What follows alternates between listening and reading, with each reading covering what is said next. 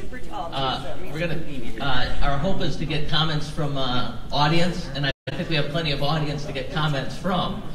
So let's get started. I want to just do one thing, if we could, to begin, is just if everybody could stand and let's do the Pledge of Allegiance.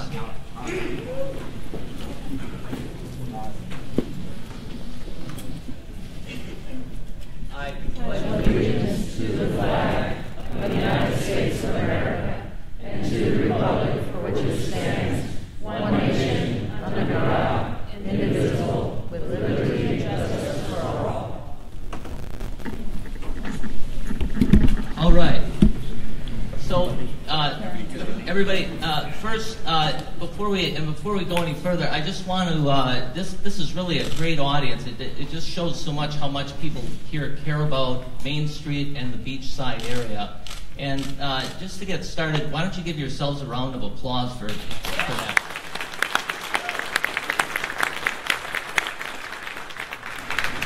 So our hope here is to make this a meeting for people here to speak. And we're going to try to get as many people up as possible in a 2-hour period. I don't think we're going to run out of people who want to say something in 2 hours, but we will end in 2 hours.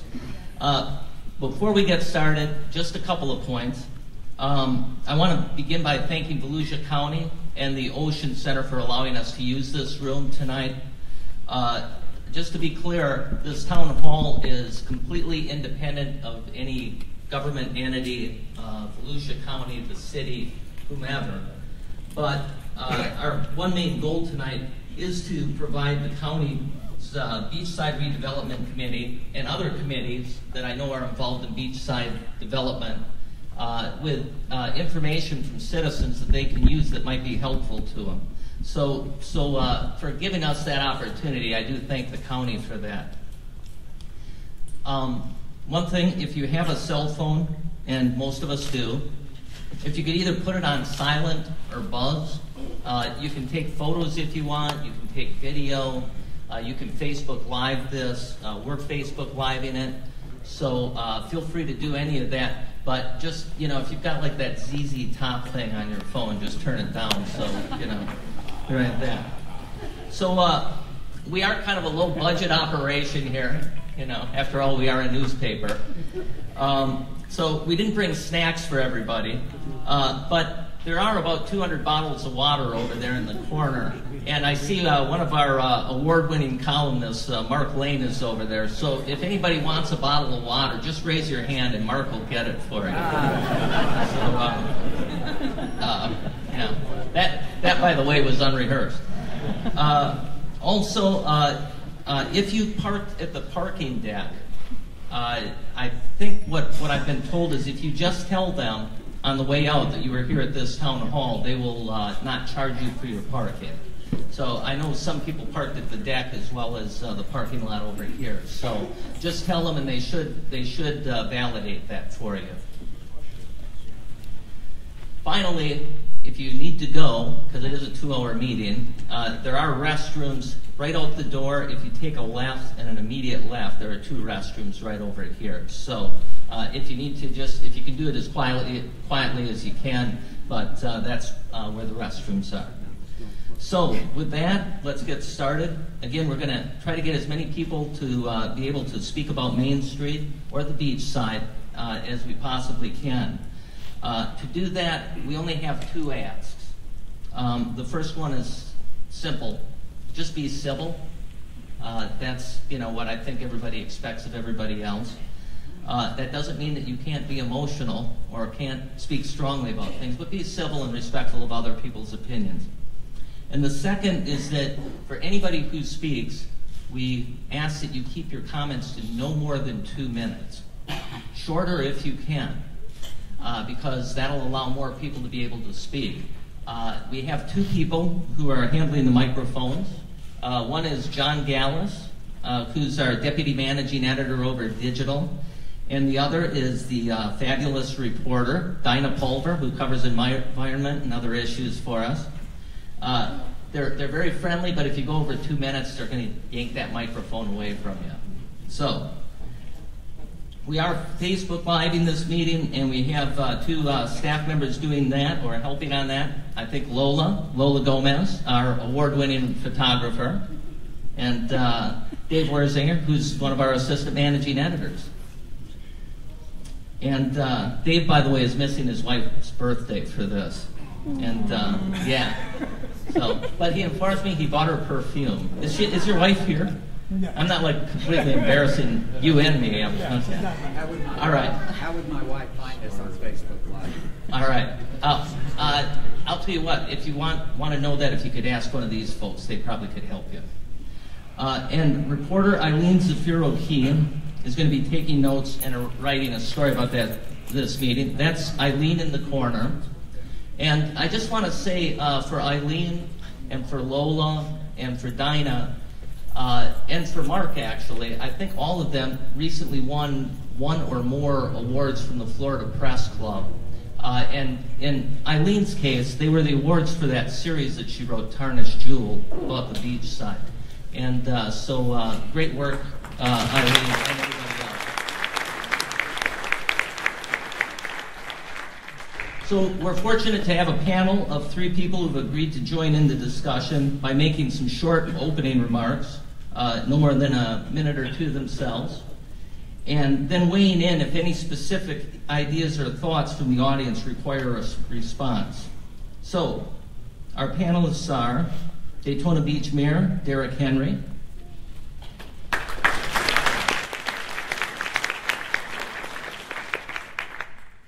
Tony Grippa, who's chair of the Beachside Redevelopment Committee, and certainly not least, although last, is Phaedra Lee, who is the managing partner and event organizer for Main Street Station, located, of course, on Main Street.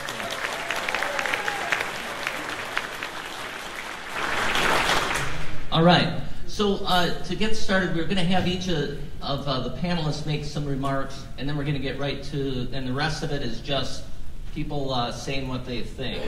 So, yes? They're lowering the air.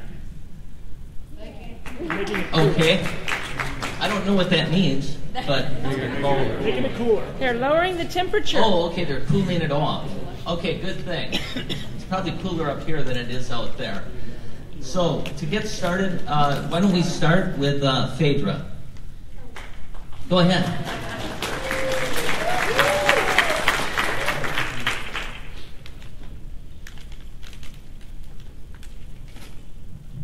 Testing. Hey everybody, I'm Phaedra Lee with Main Street Station, and I see a lot of familiar faces, so I want to thank you all for coming out for your support today. And thank you, Pat, for the invitation. I was very surprised to get the phone call to be here, but I'm certainly excited. I mean, I'm kind of a little bit sad to be here because I think when I started the venture at Main Street Station as an entrepreneur, business owner, real estate broker, overall Daytona Beach enthusiastic citizen that I am, because I grew up here when we started the project 10 years ago at Main Street Station. I guess I didn't realize I would have all these challenges. I thought it was just me and myself against the world, but it turns out there's a whole other world besides just the little bubble at Main Street Station, and I do like to stay in my bubble, but I put myself out here today. I know a lot of you are passionate about Daytona, so I enjoy listening to all your stories, and I hope to contribute something extremely valuable today in the conversation and continue to work really hard to make Main Street a great event street along with my peers and competitors. I think I'll have something exciting for you guys, so please ask questions and participate, and I'll talk to you later.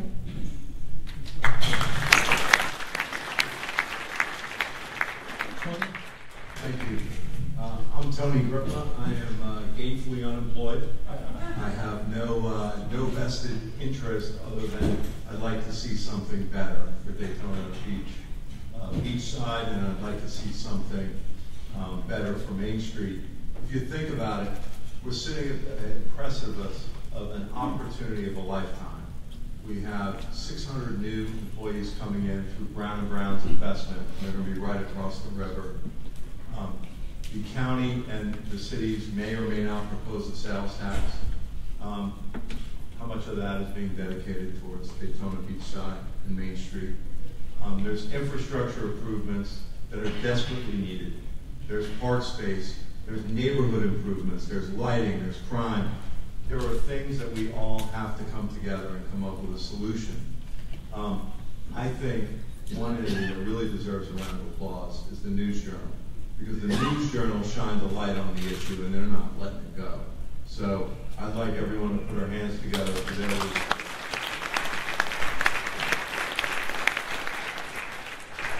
With that, I'll turn it over to the mayor.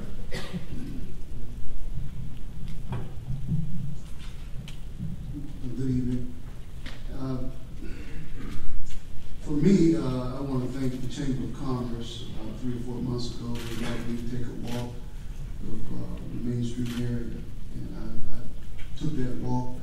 And while I had driven that area probably 10, 12 times in the month or two preceding that, taking the walk really shined a different sort of light on Main Street.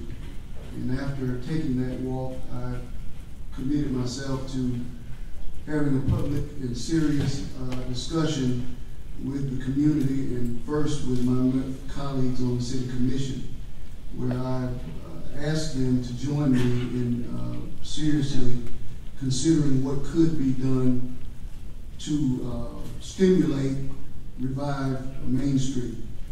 And we have had a sizable conversation, although it's nowhere near what I would like to see. But nevertheless, I do also believe that things begin with a conversation. You have to start and be willing to talk about a situation. And I know that Main Street and a lot of the issues in Daytona Beach, we've talked about them ad nauseum. But I felt like if Daytona Beach is growing in other areas, I don't want any area to be left unconsidered, unaddressed, and where we don't try to do what we should be trying to do. So I'm going to say these are some of the things that I have said, and nothing is off the table with me in terms of conversation. I have certain opinions myself, certain things that I would support initially, but I think you have to be willing to talk about all things.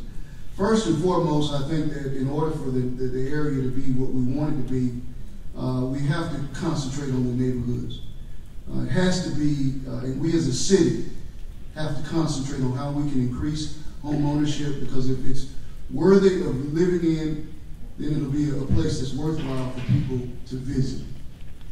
And so I think that that's important. The second thing is, I think it's important that we be intentional. That it's going to take some action, but it's going to take intentional, perpetual action over a long period of time. It's not going to be changed overnight, but you have to first take steps.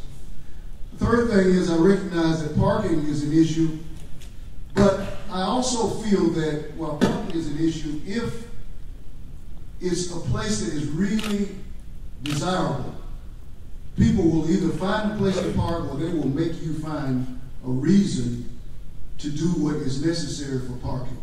So in other words, either they will come and they will be like ants going to an ant pile and we will have to solve the problem, or it's not really as big a problem as we think that it is. And so I do recognize parking as a problem, but I also feel as though year-round action and activity on Main Street is a bigger problem, and one that we can address by really considering how we deal with Bike Week moving forward. And so those are some thoughts that I have and some things that I'm certainly willing to discuss. But at the end of the day, my hope is that you all will help to compel us as elected officials and support the business community so that we will, at the end of the day, have change. Because doing the same thing will give us the same results. Thank you.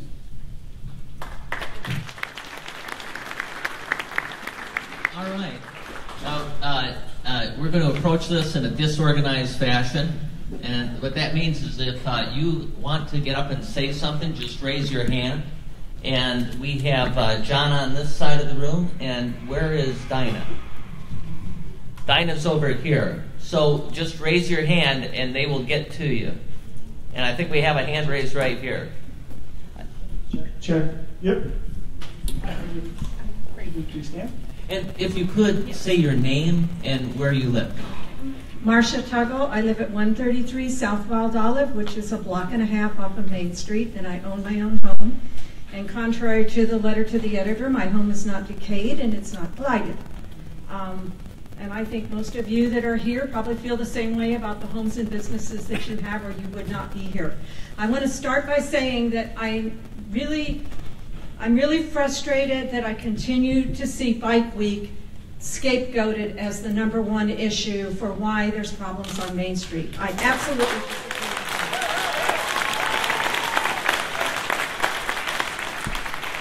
It is part of the culture, the long-term culture of Daytona Beach, and it's what makes Daytona Beach unique and one of a kind. And the reason why bikers want to come here is because it is on Main Street, and because the history of Main Street, and because it's by the beach. And so I hope as people move forward that they will take that into account. It is as much a culture here as car racing, as spring break, as the colleges, as baseball, and all of the other things that just make this a fabulous place to live. So that being said, the other issue I have is I serve on the Beachside Redevelopment Board with the city, and I'm struggling to understand why we have at least 8 boards with the city that are directly involved with redevelopment and with addressing issues on how to improve our neighborhoods. Yet now we have the county stepping in, and the county's trying to say, evidently, that we don't know what we're doing or we don't care enough, and so they're going to do something better. That's fine if they want to work on that, but I would ask that they work in collaboration with the city, and that they work with the boards that exist and the people on the boards that live in the communities. We live here, we're invested in this, and we know what we want. And so I'm asking for that collaborative effort, and I have lots of other ideas and pages of things, but I'm sure a lot of people want to speak, so thank you. Thank you, Marcia.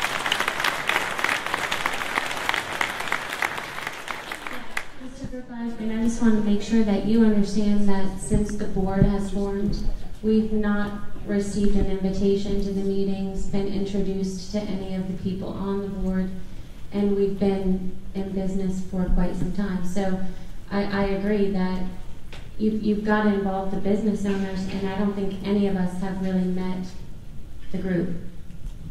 First, let me say this. I'm sorry.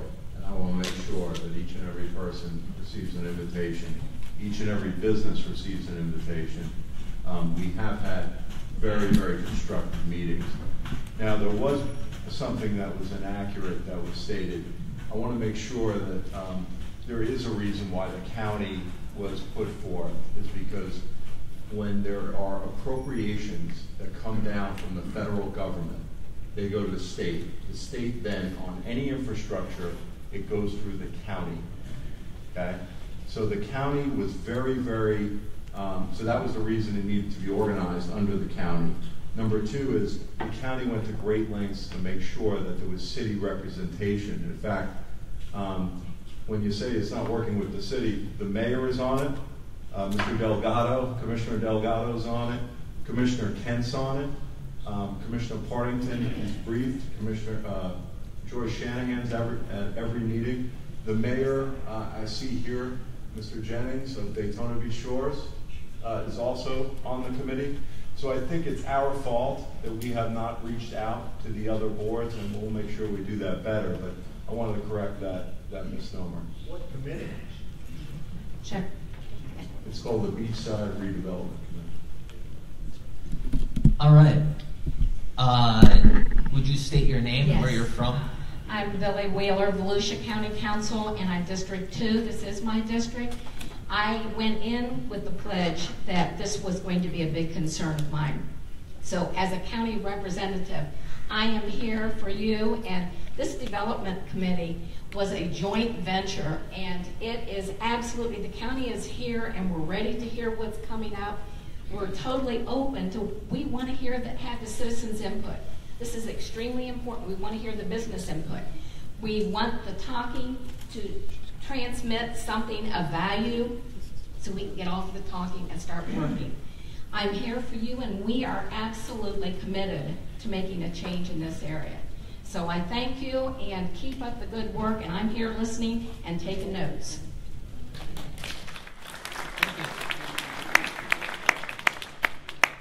John, you have somebody over on this side who wanted to speak? Oh, okay. We'll get to you, sir. Sure. Oh, okay. Hi, I'm Helen Humphreys, and I think a lot of people here probably know me. I have had a business on Main Street called Humphreys & Son. I have been there without stop every day of the week except Sunday and Monday. And first of all, this isn't what I meant to say, but we were instructed to park in the parking lot. I happen to be physically fit, but even though I went to each door where the arrows posted, all of those doors were closed, even the front. So perhaps we need to do a little better. I work out twice a week, so I was able to do it. I'm sure some people couldn't. Well, okay. My apologies. It wasn't a conspiracy, however. Just poor planning on my part. Okay, you are excused this time. All right, I see that you have... Oh, another quick question. We have the mayor here. We have a number of folks that are involved with the city or with elected positions. I am not pointing fingers. I just want to ask, how many of you have ever been to Humphreys? Not to spend money, to be there. Oh, with these people here, I'm talking about elected officials. But anyway, blessings on all of you. But I do want to meet with the mayor. I have some very good ideas. But starting with the picture that's up there, I have this to say. With negative pictures, you are not helping achieve the ends that you claim you want for this city. In your Sunday article, you show case after case, empty buildings, homeless people. Nowhere are there pictures of success. No stories of the businesses that keep their places above the standards that are so successful and have been doing it for years. I am able to pay the salaries and the health benefits for the 5 people who work there at my business. There are empty businesses all along A1A, even worse along International Speedway, or really Broadway, if you know the real name. Both Main Street and Beach Street and even Seabreeze are struggling, but positive pictures encourage people to come. Negative ones drive people away. Success breeds success. Support, call out businesses that are creating what you want. Also, we need affordable condos along the west side of our peninsula. The West Coast, 2 minutes. I'll give you like 2 minutes. Honey, I'll tell you what. You can take about 30 more seconds, but I really got to keep people on this limit. Otherwise, nobody's going to follow. I'm going to give you a hug later, honey. We need to upgrade our entertainment zone, yes, but at the same time embrace the events that we are nationally and internationally known for. We did not handle spring break intelligently, drove them away, destroyed the many motels, but that's because we sold our soul to MTV, which then identified who we were, and we were not what they put out there. 30 seconds, or please up. Okay, stop treating Main Street as an orphan. Make us look better. Put 30 seconds. I'll give up. Okay. Forget I'm working. Thank you very much.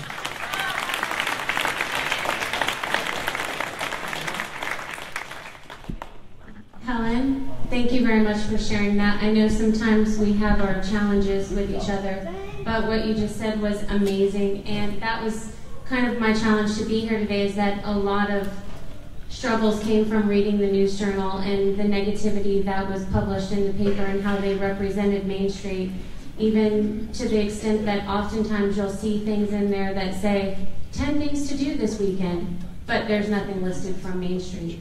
Like we're just this dark horse that no one can talk about, except to say how blighted we are. So I think we would all agree, and obviously if I'm wrong, raise your hand, that we do need some more positive news. I know that doesn't always sell papers, but maybe it will. Okay, thank you. Dinah? I'm Mark Robertson, 604 Main Street. Good to see everybody out here this evening. I just have a couple of comments, like to put a couple things in perspective. First of all, a lot of you probably don't know how many stores are on Main Street. There's about 70 stores, and about 50% of them are open year-round. But to put something in perspective, because I hear a lot of rhetoric about, let's keep all the stores open year-round. I just want to give you a mathematical figure here. Okay, there's 70 stores. Let's round it off to 100. And every store has to do $1,000 to stay in business, which is about right. Maybe a little low for a business, but 1,000. So if you have 100 stores, they got to do $1,000. You got to pour $100,000 per day into Main Street. Okay, that's 5,000 people spending $20. Where are they going to come from? Where are they going to park? You know, there's some issues there. You can only fit 200 cars on Main Street before it gets gridlocked. So, you know, you're up against some challenges. It can be done with the right parking and possibly the right stores, but it's a lot of people you got to bring down. That's why all the stores were open on Main Street during Bike Week. There's 5,000 people there spending $20. It's just basic math. If I was a committee, I would hire mathematicians to come down here and figure out what we're up against. That's what I would do before consultants, mathematicians. Grab them from the college, get them over here, and let's do the math first. You know. Now, a couple of things I see on Main Street that you could do. First of all, Main Street is about as dark as you can get. The lights are turned way down. You can't even see your hand in front of your face on Main Street at night. But if you go past Peninsula, going towards the bridge, the lights are real bright. So why don't we talk to FPL and let's light the street up. Something we can do next week. Let's make it bright so you want to walk down there. You feel safe walking down there. The other thing I would say is the city makes hundreds of thousands of dollars from parking bikes. I don't know where it goes. I think a lot goes to the Peabody Auditorium. Let's find out where that $100,000, $250,000, $300,000 for Parking Bike Week that is a derivative of Main Street comes from, and let's take some of that money and put back into Main Street. It comes from Bike Week anyway. Let's landscape. Let's have a lottery so one of your businesses can win some money and paint your building. We can do things. Thank you. Panel? Keep going? All right. Who's next? I have somebody right here. Okay. And just so you know, before I get started, I have somebody right here, and then my next one is here. I can walk to you back, okay? So just a couple people have caught me here. So here we go. Please tell us your name and where you're from. Okay. I'm Jim Cameron, Senior Vice President, Government Relations, Daytona Regional Chamber. And I just wanted to also commend Tony and the other members of the Beachside Redevelopment Advisory Committee for the work that they've been doing, because we've attended a number of their meetings, as well as the workshop that the City Commission had last month regarding Main Street. So I think it's got everyone's attention, and just like Mayor Henry said, I mean, the walks that have been taken, one of the things we're concerned with up there, especially in this area, is code enforcement, because again, and Mark just brought up a good idea right there, more lighting, because we need to make this area more walkable, and someone mentioned it a few minutes ago, livability in this area, the residents, that is a major concern. So it's not just, say, the business district per se, it is the neighborhoods also. They're tied together, and so we feel it's very important, though, to have a vibrant community on Main Street year-round. We think it can be done, though. All right, thanks, Jim. I'm not sure if anybody picked up on that, but Jim is from Wisconsin. That Alabama accent is just a guide. All right, Dinah.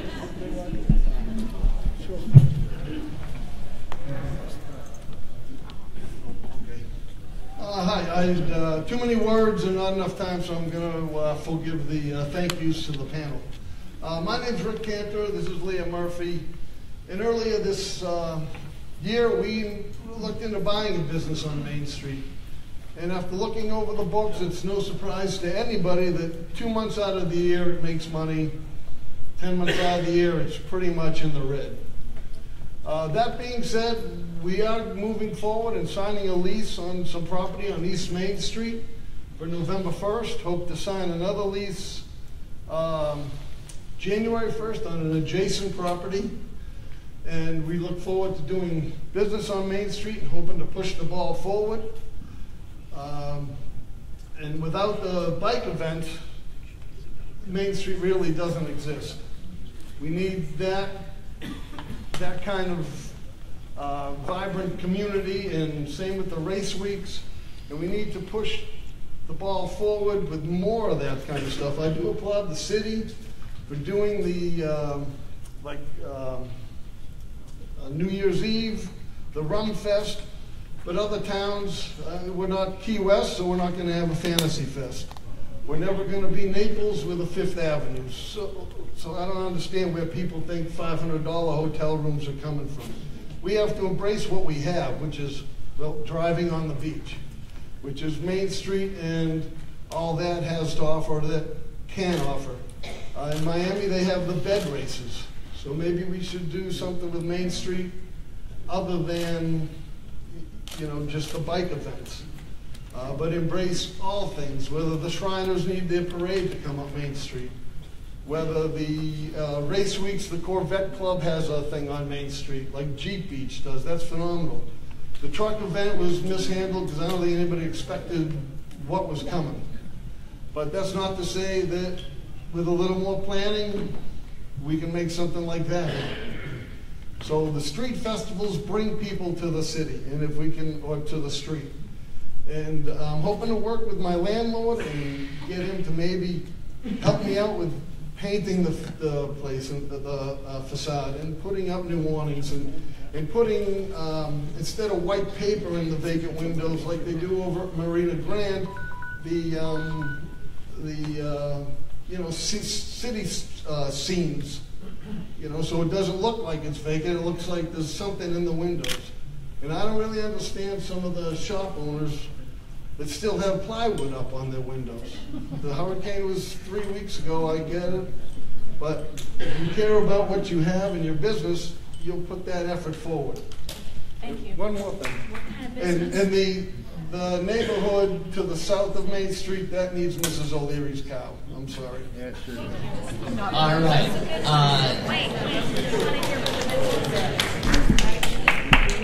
Well, all I'll say right now is the rooster is dead. All right. Let's go on to the next person, John. Pat. Yes. I need to comment Go ahead, on what Phaedra. Rick said, and congratulations on your business on Main Street, but I do need to correct something that you said. That's just simply not the case. Main Street does offer a number of events a year, but those are not city events. They're produced by the Main Street merchants. Yeah, it's a group of us who got, okay. Yeah. And we all work very hard. In addition to running our businesses, we also volunteer and try to work together to organize those events with a promoter. Well, I look and we forward do. to working with you too, Phaedra. Yeah, and we do. Back to the roots. We also do Jeep Beach and 4th of July, Rum Fest, New Year's Eve next year. We'll be launching 3 to 4 more events that we'll be doing. And maybe in addition, the city wants to maybe partner with Main Street, right, and help us even do some more events, as we tried a couple years ago to close Main Street on Saturday nights with little success because the cost was too high to justify, and we didn't have a cohesive marketing plan. So I think that's what we're all trying to work together to do, and hopefully you'll get the benefits of all of our work by having a business on Main Street. All right, John, for the people who are holding their hands up, we'll get to you. It's just going to take a little patience and time. So go ahead, John. Hello, my name is Karen Clancy. I'm from New Smyrna Beach, but I was born there, but Daytona Beach is my city, so don't think of me as an outsider.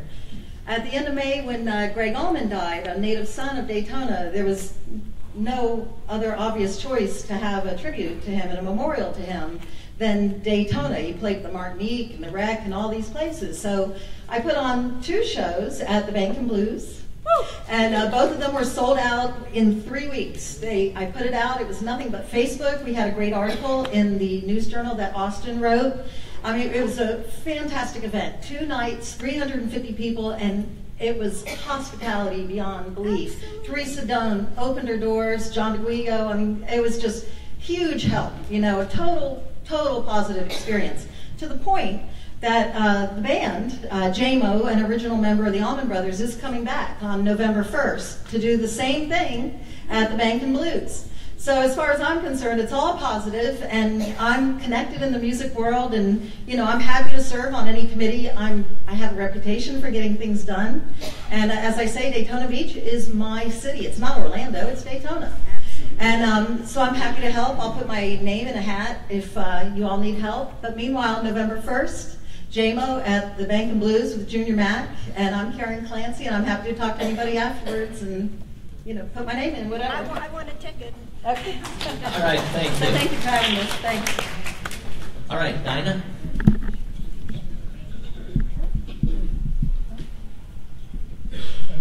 I'm David Axelrod. If I told you, just for starters, I bought my first house here in 1980. The house I'm in now, just a mile up the street by Our Lady of Lourdes, since 2004. Now, I'm the Volusia County Poet Laureate, and some people might run for the door. I'm also an arts administrator, and people similarly might say, well, is that going to help the community?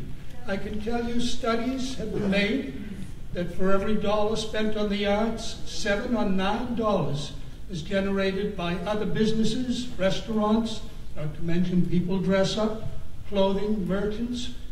And Phaedra and I have walked Main Street. The mayor knows I've been begging we should put some arts on Main Street.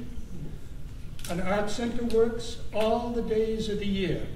Its programs are adaptable. It's writing, it's music, it's all kinds of entertainment, comedy, and there are 12 or 20 groups and individuals I work with now as an arts administrator who, given a pledge from the city, a green light, would do it within the year. We'd start now. In a year, we'd have it running. Less, I think. It doesn't take a feasibility study. Go visit the Hub on Canal Street. We've got empty stores. We've looked at several, and we'd love to do it. Give us a green light. Mostly we've turned away because of parking. But the money is there. The interest is there. You'll have a good time if we open it. I hope we do. Arts are good for the community.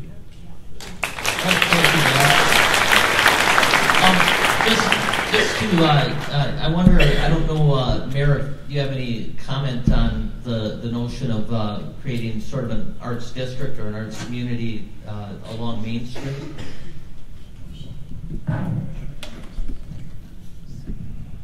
Certainly I have a notion to support the arts, and I certainly believe that Mr. Axelrod is correct. In my own thoughts about Main Street in Daytona Beach, I visited an area down in South Florida that was basically transformed from a wreck of an area to an arts district. So I do believe that that type of transformation is possible. However, I believe that it would have to take, as I said before, a collective effort, and I don't believe that necessarily that you could transform Main Street into a total arts district all at once. But I certainly would be personally supportive of bringing the arts to Main Street, as I believe that one of the issues with Main Street is that it lacks diversity in terms of the products that it offers. And so arts would be one aspect of diversifying the businesses on Main Street. All right, and Phaedra, go ahead. I just wanted to reply to what you said and just put something in your head, and I know a lot of people agree. I mean, tattoos are art, motorcycles are art, people that build motorcycles are artists.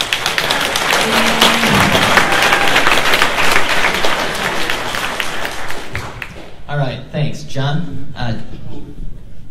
And I supported their right to exercise and participate in business in that region. Go ahead. My statements are regarding Can you give your name also and where you live and that sort of thing? Yes. My name is Jennifer DeCash. I'm a local that was born and raised right here in beautiful Daytona Beach. Along with my husband, I am the proud owner of the DeCash Ridewear Company. Our business is approaching its 10-year anniversary on Bike Week 2018. Our success can be attributed to the 2 motorcycle events we have here in Daytona. To begin, there are several reasons why Daytona Beach is even on the map of tourist destinations. First and foremost, we do have the world's most famous beach. We're also home to the Great American Race, also called the Daytona 500 hosted by NASCAR. But the one that I am here for today is the Daytona Beach Bike Week. Bike Week began as the Daytona 200 on January 24th, 1937. The first race was 3.2 miles long and was won by Ed Kurtz from California, riding an Indian motorcycle. Even from the first race in 1937, it brought spectators from across the country. Today, with over 500,000 attendees, not only do we welcome fellow Americans, but thousands of patrons from across the globe. With the more than 500,000 spectators, it blows away the only 101,500 seats of the Daytona International Speedway. It is 4 times larger than the largest sporting event in the United States. Putting on an event of that scale does raise concerns to the well-being of the city. Many questions and concerns have surfaced. Therefore, we are here today to discuss them. I have heard many rumors or stories regarding the city's plan to revamp Main Street. Us, as itinerant merchants, have our own questions and suggestions as well. Some say their objective goal is to just get people in the store and turn on the lights. Just having someone sit in a store with lights on is not going to draw a crowd. On the other hand, depending on the establishment, what type of crowd will it bring? Comparable to Seabreeze, just a mile down the road, is full of businesses, yet most are bars and gentlemen's clubs, which I do not see any better than Main Street. It is a 365-day-a-year party rather than just 14 days a year. Some have argued that vendors don't pay taxes. However, I can guarantee you that the first government agency to walk into our tents is the Department of Revenue, and they even know me by name. Furthermore, according to a study done by Mid-Florida Marketing and Research, the annual 10-day motorcycle rally generates in the ballpark of $74.8 million. In addition, the 4 days of Biketoberfest generate around $15.5 million in spending by visitors. These figures more than double the $40 million spent by race fans during race week.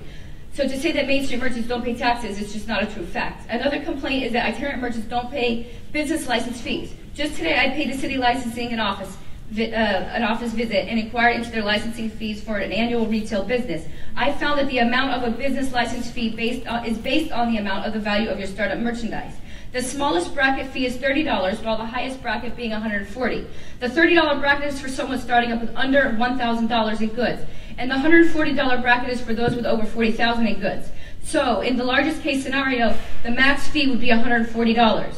Well, if you have not checked the itinerant vendor fee lately, it will run you about $1,250 for the 2 events. That's more than 10 times the max annual fee just to sell for 14 days. Being that we are only given permission to sell for 14 days, we have to make every one of those days count. Annual businesses claim that we are their competition, but if Main Street stores are vacant all year, then who are we competing against? There are some that open all year that Excuse are... me, Miss, we do have to keep comments to 2 minutes, and I think you've gone over it.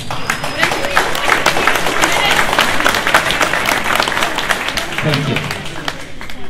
Dinah?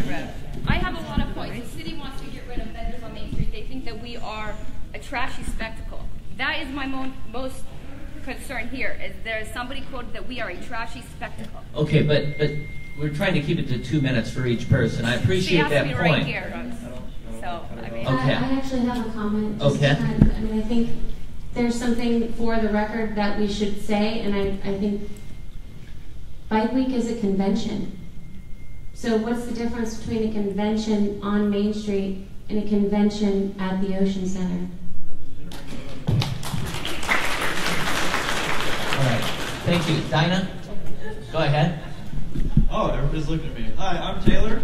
I'm actually a resident of Florida. Taylor, can we get your full name? Turner. Thank you. Sorry, I didn't know I was last name required. So my notes just disappeared here, of course. I'm shaking. But I just want to say that I don't own a business. I'm a resident of Florida, and I ride a motorcycle. So I come through Main Street on almost a weekly basis. And I'm finding that, this is just my opinion, but personally I feel like the city is kind of attacking Biketoberfest and Bike Week, saying that we're the only 2 events. And there's really a lot more, you know, as the other gentleman stated. One thing I noticed living here is that every time I come through Main Street, I don't feel like I'm invited. Everything is dark, like another gentleman mentioned, and all the businesses are closed.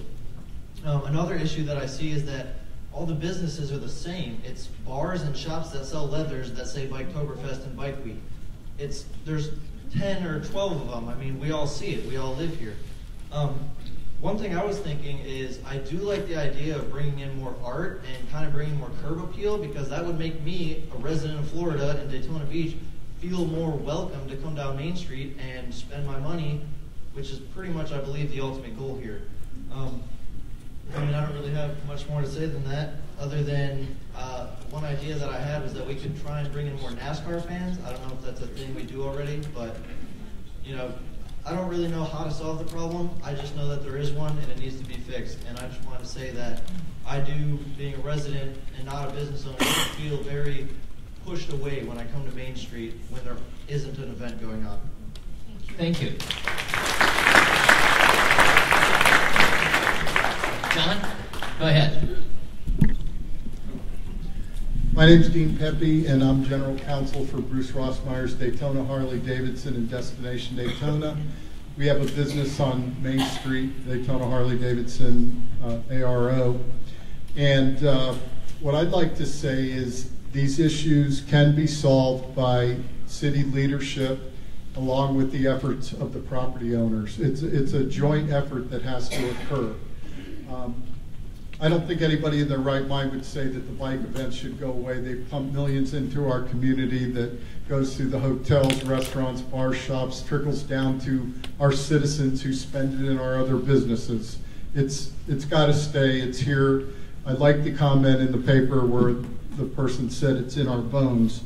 The joint effort, though, the city should enforce the codes on Main Street. They have to, that's the first step.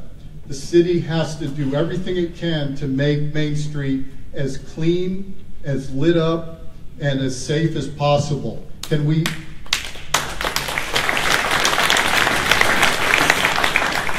I have here install better lighting, clean the streets more, maybe some landscaping, police presence.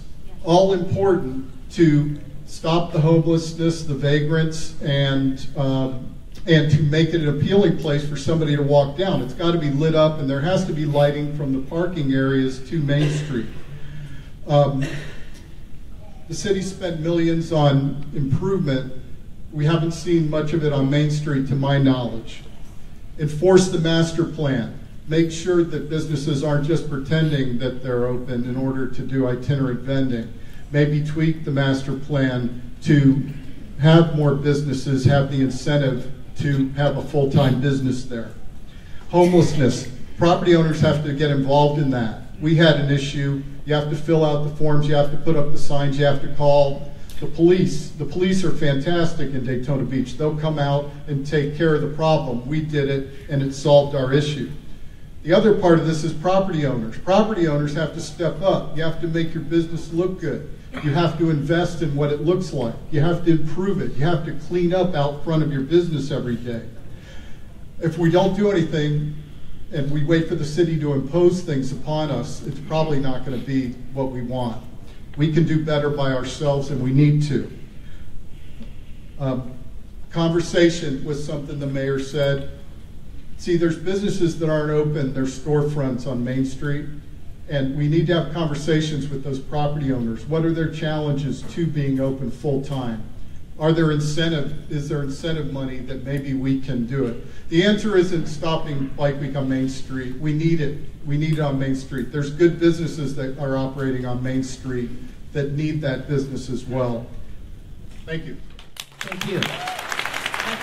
We'll get to the next person, but the last speaker I thought brought up a couple of good points. I don't have an answer to this, but I just wonder in this room how many people who have been to Main Street at night when it's not a biker event and have gone down Main Street feel that it's a safe place. Safe or unsafe? A safe place. Feel safe. Okay. Thank you. All right. What's raising that question though? Why are you asking that question? Well, I'm asking that question because a number of people have brought up lighting and a number of people brought up safety. And so I'm just bringing it up because I'm just listening, and that's why I'm bringing it up. Pat, can I say Yes, something? go ahead. I mean, I'm not sitting here just because I'm sitting here. I'm sitting here because you invited me to say what I'm going to say, and it involves a response to what Mr. Pepe said. this may be new to a lot of you, but owning anything on Main Street is kind of frustrating. I mean, while everybody wants to go down and put code violations on properties, that doesn't make the property owner feel very good about doing business in Daytona. And I think what's happened is you have a bunch of people who own buildings that are rebelling against us. They are saying, well, I don't want to fix up my building because all I do is face problems. I get code violation, code violation, code violation. And I know all this because, you know, Main Street Station had code violations, and it cost us a lot of money. We paid them off. We added to our building. We invested a lot of money. We put landscaping in. We put concrete in. No one even came down to tell us good job.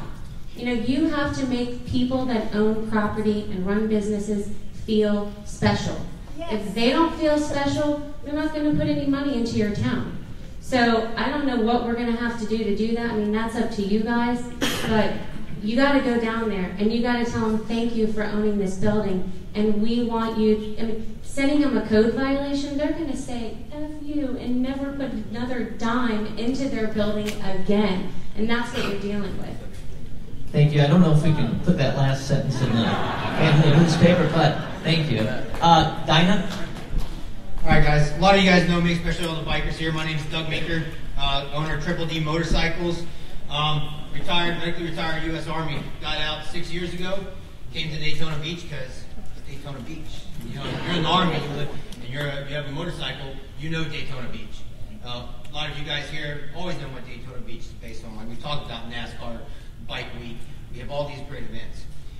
I just recently shut down Triple D Motorcycles because Daytona has been a hard one. A lot of people told me that it was not going to work for me in this town. I came to this, I started with absolutely nothing. I had one lip, I had a toolbox, and I had my retirement check from the government. And I said, I'm going to make something of myself. I took and chose to close down. Actually, this will be our first week. We're officially closed. And I'm not just another Daytona Beach biker with the beard and the tattoos and everything. I've worked a lot with Phaedra. I've done a lot of events with her. I've tried to do stuff with every bar on Main Street. And I've worked really hard. And like I said, I'm not just a Daytona Beach biker. I'm not just a Daytona Beach service guy. I'm actually a published bike builder in a lot of magazines. We've been around, and we have thousands of followers. These people, we try to get them to come down. Now, I say for the younger generation, I feel like I'm getting old. I'm 32, and I just had my first kid a week ago. But I'm not. I'm still looking at it as the younger generation. Evolution of this town has fallen so far behind from what everybody else has. If we were just to look at it, it just rallies. Daytona Beach Bike Week has fallen off so far, but it's not because of people like us. It's because of the red tape. It's because of the things. We tried to bring a very large event here to Daytona for this year. Harley Davidsons are getting into the younger community. It's not the same guys. It's not mom and pop out there riding no more. It's the young college kids that are getting into this. So it's evolving. So they're starting to do some wilder things on the Harleys. We tried to bring a Harley Davidson stunt contest to Daytona. We got shut down. It had over 50,000 people at Sturgis, the very first one. Daytona had been the second place ever in the entire world to host a Harley Davidson stunt contest. That would have brought a lot of money. There was a lot of vendors. There was a lot of big people that were coming to me to come do this, and we got shut down. We got nixed. Thank you. Thank you. And congratulations on becoming a new father. Several people are asking why I got shut. They came across for insurance reasons. We were looking at International Boulevard over there, the wide parking lot behind the subway. And we looked at, they said insurance reasons. I do stunt shows across the country, $1 million insurance policies and stuff. They came across then that saying the perimeter was not safe enough. We had 8-foot fence with water barriers that were going to be put up. It was shot down again from that. So it's just been one thing after another. Evolution of Daytona Beach, please, needs to jump. We need to think about the city. They told us that we couldn't do it. Thank you. I'll have a hot name. All right. Thank you. And John?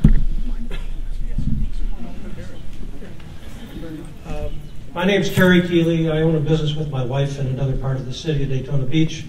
The previous comment by, I'm sorry, I forgot her name. The analogy between the Ocean Center and a convention versus a convention on Main Street. The primary difference is that the Ocean Center is subsidized by taxpayers. Main Street is subsidized by business owners. There's a big difference there.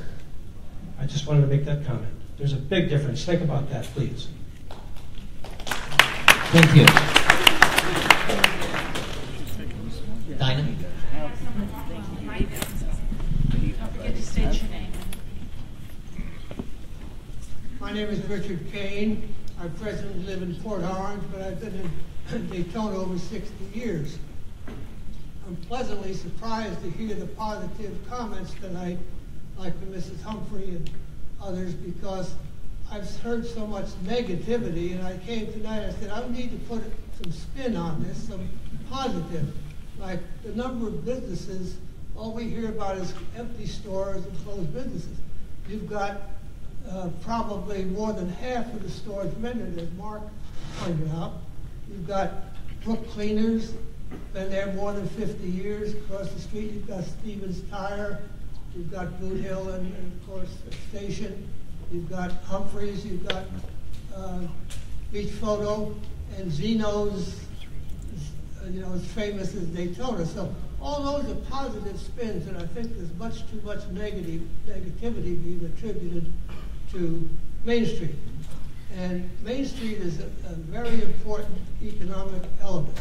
I think there's too many people wanting to put flowers and pictures, and the answer to this is not with committees, not with city studies, not with a lot of talk. It's all economic development. We have heavy investors in Main Street. Teresa Doan has put a fortune in. This lady's done a good job. The late Nick George put a lot of money in. So it's going to come from those investors, and we need private enterprise, and we need to make it happen for them. We need to get out of the way, make it hospitable and easy to develop. That's really where it's ultimately going to be solved. Thank you.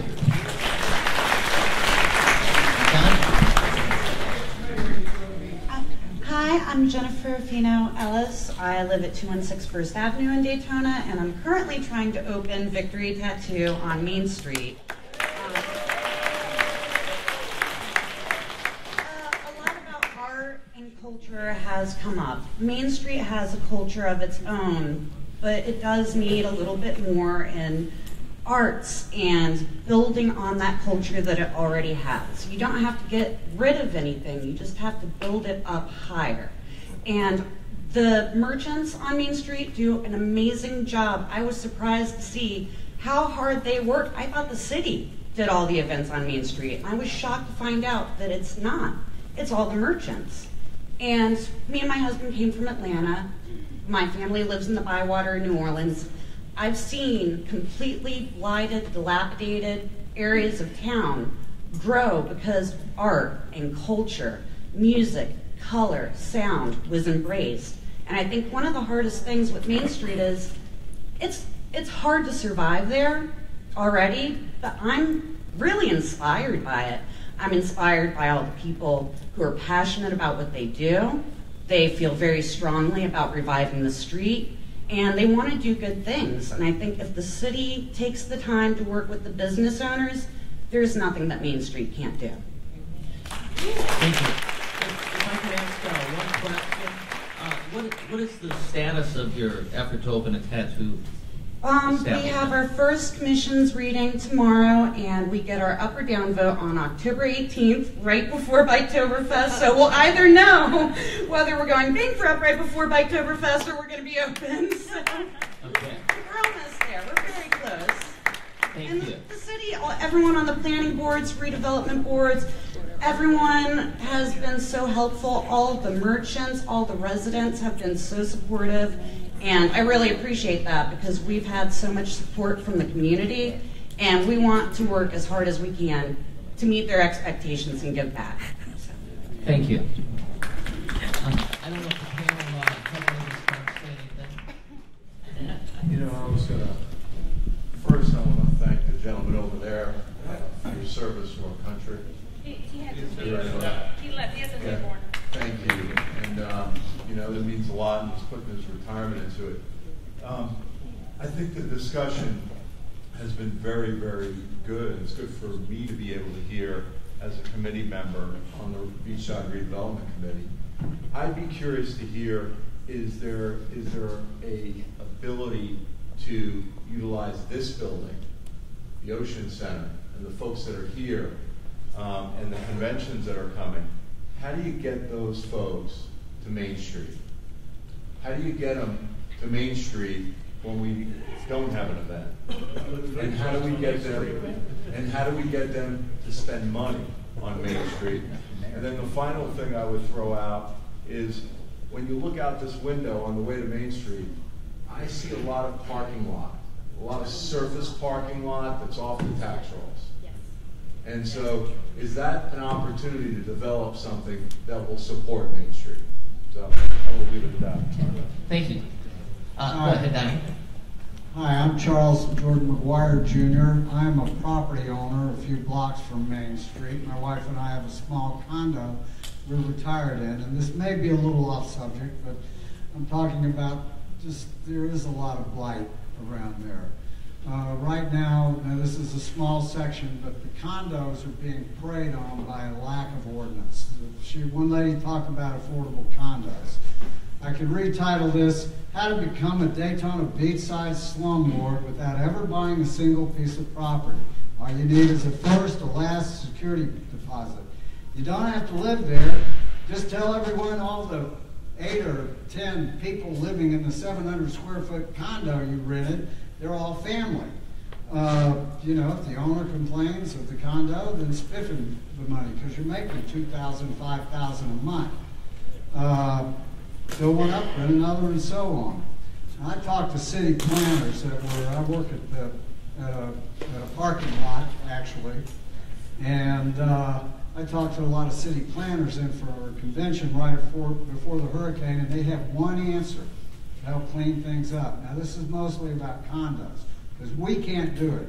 We have no money, no legal footing, and the city, it's a deaf ear.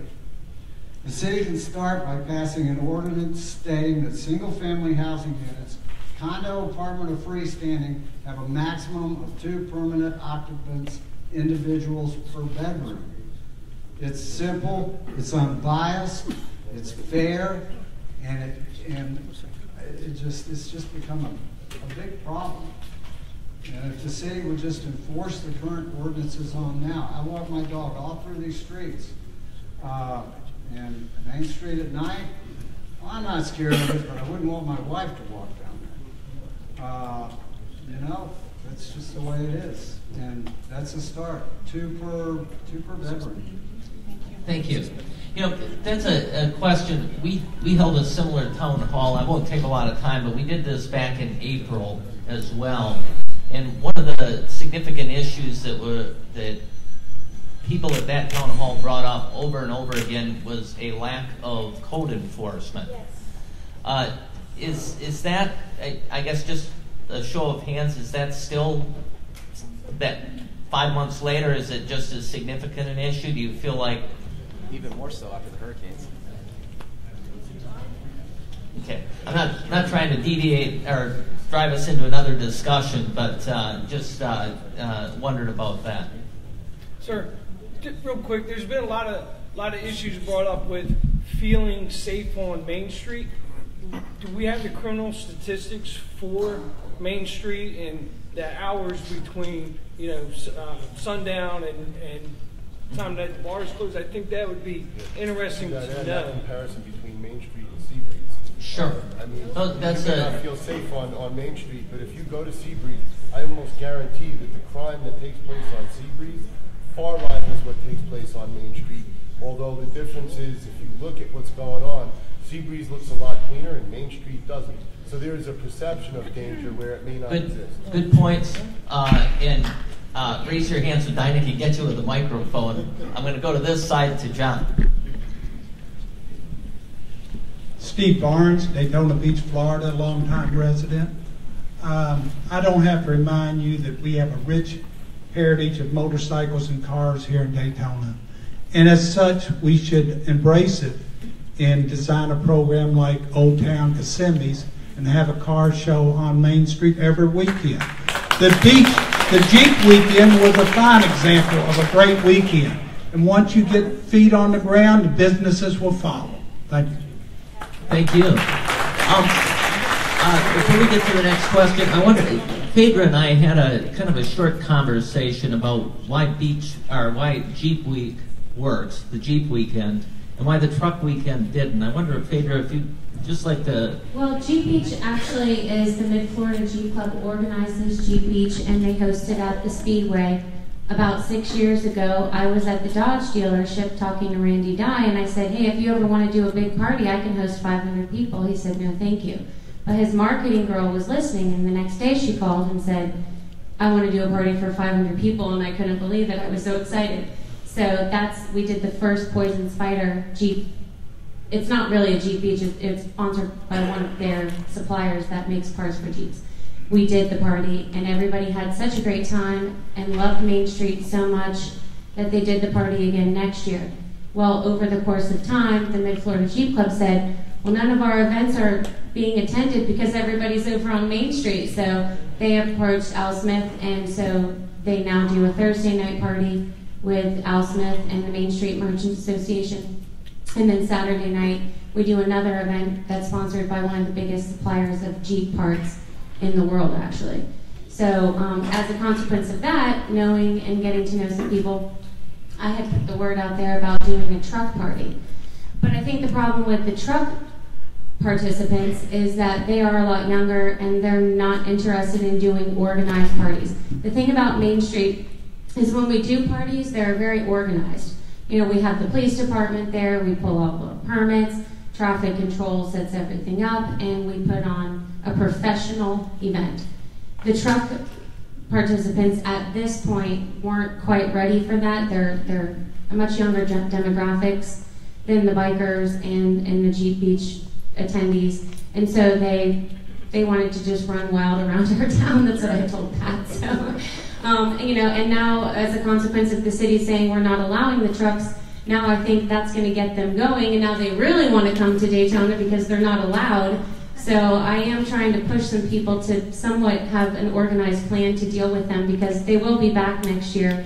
And it probably is reminiscent to some of you in terms of the bike events in the 70s. I wasn't born then, but you know, I'm sure they were wild parties, and that's what happened when the trucks came to town. So we do need to cultivate this group and get together with their organizers, and hopefully, Mayor Henry, you'll put some staff on that, and we can have something a little more organized and safe. All right, thank you. Dinah? Hi, my name is Andrew Davis. I'm a roofer. I live in DeLand, Florida, but I spend a majority of my time out here either riding between Orlando and Daytona. And I'm not very good at speeches, but I think you guys are missing the biggest problem here, because changing Bike Week, that's not going to change anything. I can tell you now, I walk down Main Street all times of day and all times of night. But when I see a girl laying on the floor in a shadowy corner talking to herself, that is what will drive me away from Main Street. And I can tell you, your problem isn't getting people to walk into the stores. Your problem is getting people to live in the area that is going to spend money to walk into stores. And you may not want to hear this, but when you have prostitutes walking down half the street and people talking themselves, people who come for these events like Oktoberfest, like NASCAR, they see these people and they're like, wow, this is a really good place to visit, okay? When you change that to a really good place to live, that is when people that have money are going to come spend money at these businesses.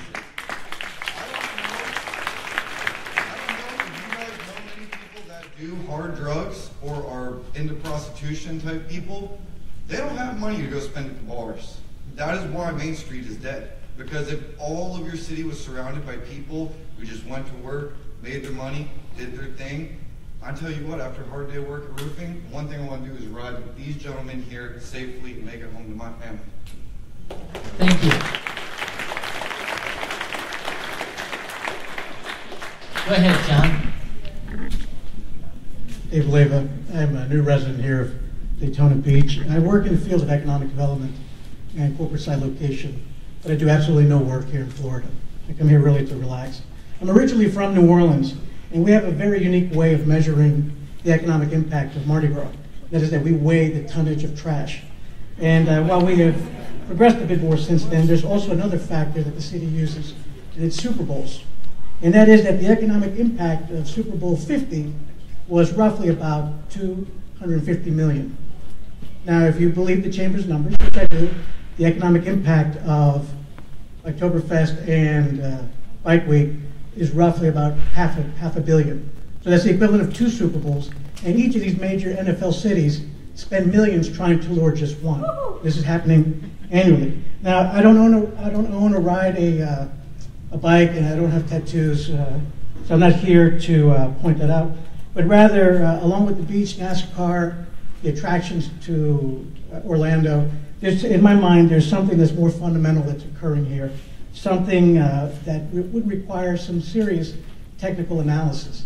Because money, like water, takes the path of least resistance. And when it has to climb up Mount Fuji and go through this, it just goes elsewhere. And clearly that's what's happened.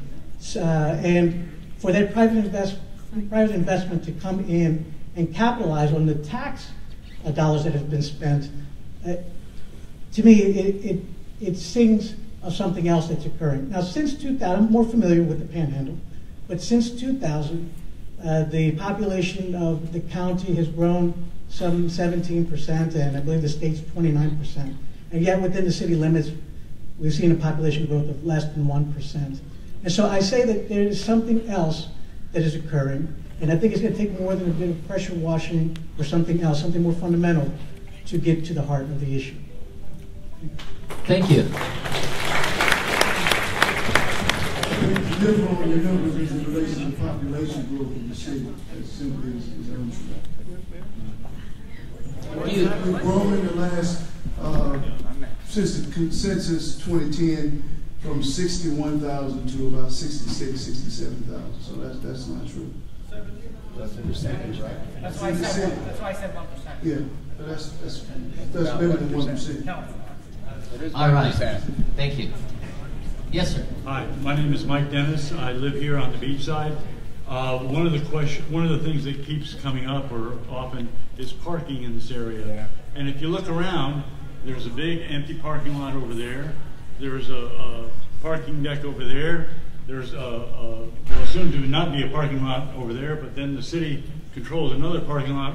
There's a lot of parking around here, but if somebody would coordinate it, when you don't have an event at the Ocean Center or the Peabody, why can't it be free so that the Main Street merchants can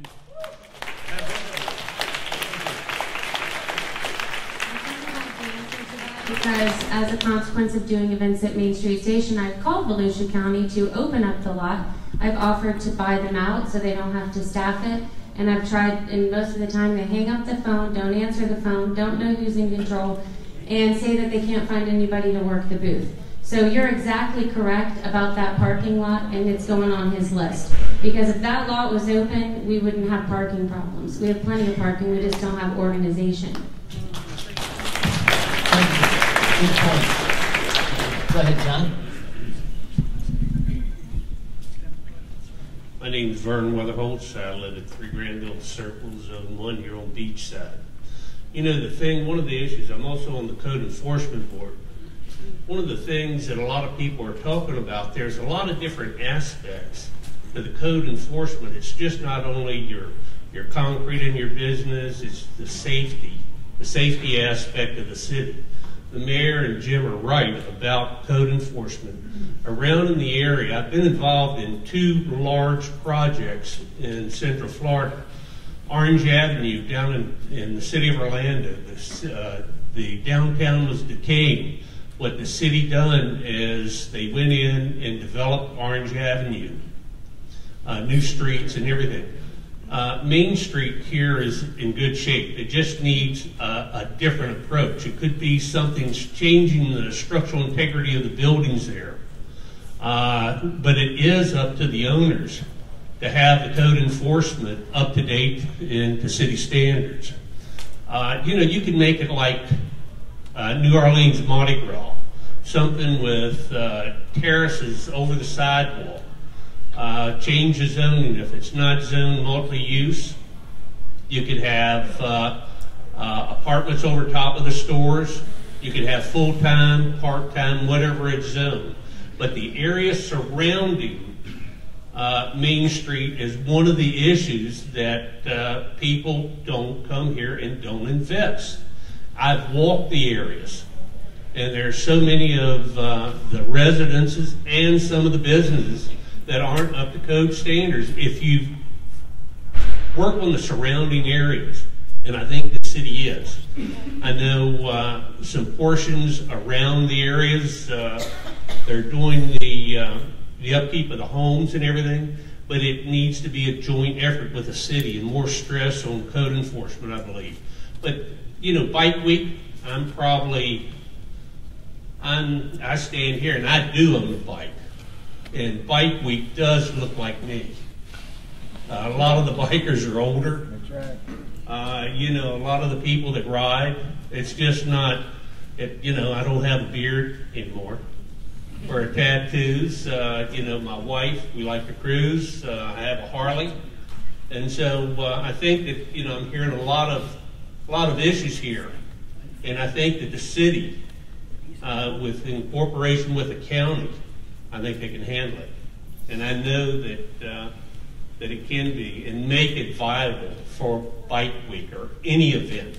But you have to make it more attractive. Thank you. All right. Thank you. Dinah? Good evening, everyone. My name is Constance Jones. I'm also known as Mama C of Daytona Beach. I have an organization that I formed the last 2 years, and it's a 501c3, and I help children with severe medical problems. And I do poker runs with our biker community, and they have stood up with me and have seen me struggle, and I'm now legit with the IRS, and all the money that I raise with our biker community goes to our children. One of the biggest things I'd like to see is, it's like anything. You have a city, I've been here since the early 70s. My children were born and raised here. I grew up on Main Street. I used to do my laundry at the little laundromat that's still there on Main Street. I lived on Hollywood in a house that's still standing that faces Main Street Station. What I'd like to see, and I know families want to come here, is make it family friendly.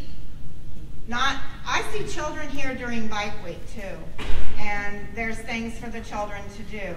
And as a child advocate here in Volusia County, it's all about safety and making it safe for our families and our children. We just need some cosmetic done on Main Street because it's old. And I'm from the 70s. A lot of people in here probably grew up on Main Street in the 70s. And we just want to keep the nostalgia going. And Mr. Henry, you walked down Main Street with some people, didn't you? Did you? And do they know the history, the complete history of the buildings and what was what? Well, one day I would like to walk down Main Street with you and share the nostalgia, and I can paint you a picture. Thank you. Ash has one more thing. I want to read you just a little something to leave you with, and it'll be quicker than 20 seconds. All right. Thank you. I lived on South Hollywood in the early 70s. The house is still standing across from Main Street Station. I raised my firstborn son on Main Street. Laundry was done at the little laundromat on Main Street and is still standing. I will walk with anyone and paint you a picture of what it was like in the 70s. I would like to see our Main Street alive again with activities every weekend and businesses opening the now closed buildings. Yes, this will take a lot of time, meetings, creativeness, love, and an atmosphere pleasing to everyone. Some funding is a big factor, but there are always ways to cut expenses. But we all need to get along, come to reality, and maybe think outside of the box. Thank you. Thank you. John, go ahead. Good afternoon, everyone. My name is Miss Belinda Haynes. I live at 464 North Charles Street. I live on the mainland, but I love both. When I was a child, I was raised in Orlando. The government sent me here to help with persons with disability, and my reign was for 2 years. And I was going to go back home, but I wanted to stay, to make a difference. I did. My daughter, we started a company here on Main Street. I think what it is, we need some transparency. And I think we all need to just get along and get a solution. Positive outcome, a solution. We all just need to go to the city and we need to work together. Stop fighting against each other. That's all I ask for. That's all the citizens want. We all need to work. Government, county, city, residents, work together. That brings positive outcome. It brings out positive solution. Let me explain something to you. My dad brought me here in the 70s. My dad worked for a state senator. He was a chauffeur. I love it here. And I will not leave. And when my daddy brought me here, I said, God, I want to live here. And my daddy said, you can do anything you want to do. Fortunately, my dream came true. And now I own a business here. Yes, it's hard. Anything's hard. But since then, I've seen Main Street used to be so beautiful. But, you know, guys, I'm just asking you guys, let's work together. Don't fight. Don't argue. We all got solutions. Take your solutions to the table. Keep going. Take them to the table, to the community. The community, get up. Stand up and fight for what you believe in. And take it to the city and to the county. Don't give up. Because if we all work together, we make positive solutions. The city of Edenville did it. You know how I know? Because my daughter's ex-husband was one of those who helped rebuild Edenville. So if they can do it, we can do it. Thank you. Thank you. Go ahead, baby. Correct me if I'm wrong, everybody. I know you probably will, but I mean, we have a great plan. We have the E-zone. 10 years ago, we all sat down. We did a study, right? It cost us $300,000 of our taxpayer money, and they did a study, and everybody went to the meetings. Many of you were probably there, and they interviewed us, and we filled out papers, and we turned them in. It was at the Peabody, and we all said we want festivals. So they paid this consulting group, and they wrote the rules. It's about 300 pages of stuff. Amy, I'm looking at Amy, so she's been reading it. I've read some of it, and it'll put you to sleep. But it's primarily good stuff, and we have that, and we pay for it, and it's good stuff. I mean, Mayor Henry, we really need to get that back out and take. I mean, everybody's saying the same thing: entertainment, festivals, gatherings, community, art, people selling the stuff that they enjoy. Jewelry. Somebody's pointing at me. Jewelry. I mean, and Humphreys is here too. Let's just take what we already have and let's just do it. Let's do it better. I mean, everybody's here. We're all on the same page. Am I right or am I right? Thank you. Go ahead, Dinah. Hi, I'm Tom Smith. I'm one of the owners of Neptune Sports Club on Main Street. Tony, I'd just like to ask you, what is the master plan with the city and the county on parking? Because we bought a building in January, invested 7 figures, and then we were told that we couldn't use a parking lot that we had in the back of the property, and I'm going through $100,000 expenditure on top of buying the building to get the parking lot up to speed, and I'm competing with the county. First of all, you raised an excellent point, and I am so glad I am not neither a county or a city commissioner. But I will tell you what came out of the meeting. No, I'm kidding. What did come out of the meeting and the group getting together, and it was actually the E-zone. I think Amy Pyle also sent it to me afterwards. Was that the city of Daytona Beach had looked at something called a parking authority. Okay. And that's where what you were talking about is coordinating parking, having tax-free municipal bonds in order to issue it, building upward so you don't have all of this surface parking sitting out there with empty lots, and you know what empty lots bring. It just brings trouble, right? What? You're welcome to go up around my property. Yeah. So the answer is one of the recommendations that's coming out of the committee is the establishment of a parking authority and a strategy to build upward, not Is out. that going to be in conjunction with the city of Daytona Beach? Because that's the opposite. The mayor is on the committee, and the county's on the committee. So. Okay, thank you. A lot of good points about coordination between the city and county and the need for there to be involvement that works together. Go ahead, John. Hi, my name is Rick Garris, and I live on 501 Silver Beach Avenue. And I actually, like Tony, I just recently bought a bar on International right around the corner from his bar. It's called Rick's Surf Bar. And I actually I grew up here when I was a kid in like 8th grade, 3rd grade rather. We went to Main Street. We used to hang out at this place called Kay's Coach House. It was an awesome restaurant, family friendly, had entertainment. But this was when Main Street was alive. And you know, Main Street kind of hit its peak with Bike Week in '99, and then it's been more spread out. But Bike Week is a foundation here. That's a staple. We just need to build from that foundation and diversify. We got 20 storefronts that are available. There's really not a whole lot of restaurants like Kay's was back in the day. It was a big draw. I mean, people would come from out of town just to go to that restaurant. Tourists would go there. So they need a hook like that, okay? And then the same thing on International. They need a hook. They need to look at like Main Street in DeLand that was voted the most beautiful Main Street in the whole country. And that's Volusia County government that made that happen.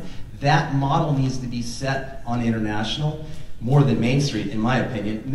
International is like a war zone, okay? I have a business right there. The hotel across the street's closed down. We've been hit by 2 hurricanes. The parking is terrible, okay? And they don't enforce it. I had a guy camped out 5 days by my front door. I called the police 3 times. They pulled up. They talked to him, said he lost his key. In any other city, he had been towed and had to pay $200. I parked my car across the A1A, and I get my car towed and pay $200. That's what happens. Now, parking is something you invest. That's foundation, because I'm very hopeful for Daytona. It's going to grow. That's why I bought my house on Silver Beach, and I put everything into my business, because I see the potential here. It's huge. But you got to have parking garages, okay? In any city, beachside city especially, okay? San Diego, South Florida, you got to have places for these people to park. And yeah, you can say go down to Grandview and park on any of those side streets and make it really inconvenient, or you can have a cool parking garage like that here with some like restaurants and retail stores and make it a real big hit. Go there. You got all that property on International. You go over the bridge. It's the gateway to Daytona. When you're coming over the bridge, you're like, wow. And then you get right to South Peninsula, and you're like, whoa, what happened? Okay? That's not cool. And it's been like that since I was a kid. It doesn't matter whether it's this guy or the next guy. It's always been like that. Nobody's putting any love in this town. I'm done.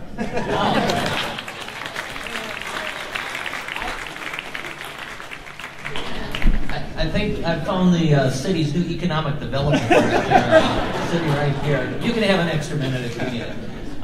Thank you very much. That was really a good, enthusiastic Rick's Surf Bar. Who wouldn't want to have a beer at Rick's Surf Bar? And Main Street Station as well. But either or. Thank you. Listen, we got about 20 more minutes of comments and then some closing remarks. So if everybody can, I see a few people leaking out of here. If you can stick around to the end, it'd be greatly appreciated. And go ahead, Dinah. Hi, my name's Amy Pyle. I happen to be a candidate for city commissioner for this zone, Zone 3. And I've been working for a while on a lot of these issues. And something nobody has brought up yet is that Main Street is in a redevelopment area for the city. The city has 5 community redevelopment areas, and right now, to take a look at Main Street, you'd never know that it's a targeted area for redevelopment. So with all due respect, I'd like to put a lot of this right in the lap of the city of Daytona Beach. How many people here, I know a lot of them left, but a lot of people I think showed up at this thing because they were terrified that the city was going to take away Bike Week and Bike Fest. There's a lot still here.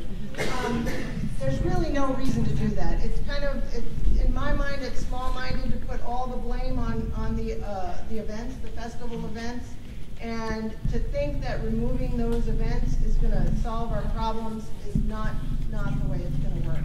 We have departments at the city that should be responsible for some of the problems on Main Street. Code enforcement. Code enforcement is a very, very confusing thing. Vern brought up a couple of reasons why, he's on the code enforcement board. They have to traipse through so many things in order to get things to look better. If you were to report something on Main Street, you don't know whether to report it to the code enforcement board, the fire department, or the redevelopment board. There's different things, and one doesn't know what the other's doing. So a lot of times things fall through the cracks, they don't get done. One hand doesn't, they have to work together. In the redevelopment department, hundreds of thousands of dollars are put into things like, we love our fireworks, but we've got fireworks every night, but we still don't have, we still have cracked sidewalks and dirty streets. The parking issue, I did send you something about that, but we talked about the E-zone plan.